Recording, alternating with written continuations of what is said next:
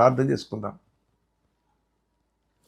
ప్రియ పరలోకపు తండ్రి, పరిశుద్ధమైన దేవా, నాడు మోషేకి చెప్పావు, అహరోనును తన కుమారులను అభిషేకించమన్నావు, వారికి యాజకత్వం అప్పగించావు. ప్రవక్తల ద్వారా ప్రియ పరలోకపు తండ్రి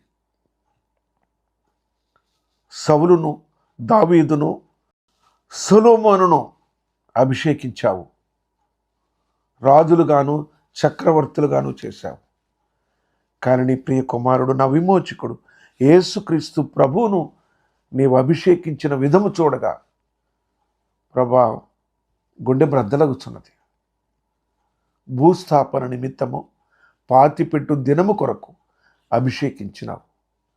అభిషిక్తుడని పేరు ఎందుకు పెట్టావు అంటే, మరి ప్రభా మెస్సయ్య అనగా అభిషిక్తుడు, నా కొరకు ఆయన రక్షకుడుగా ఉండటానికి అభిషిక్తుడు అనుకున్నాను. కానీ మరణించడానికి, భూస్థాపన చేయబడటానికి, పాతి పెట్టబడ్డానికని నేను ఎన్నడూ ఎరగలేదు. ఏదైనా నాతో మాట్లాడినావు. నీ వందనాలు, స్తోత్రాలు చెల్లిస్తూ ఈ గొప్ప త్యాగముకై, ఈ గొప్ప యాగముకై, నీ కుమారుని అప్పగించినందుకై నీకేమి ఇవ్వగలను ప్రభా. దినదినము నీ ఆత్మచేత నన్ను అభిషేకించము. నాతో ఏకీభవిస్తున్న నా ప్రియ సహోదరులను అభిషేకించము.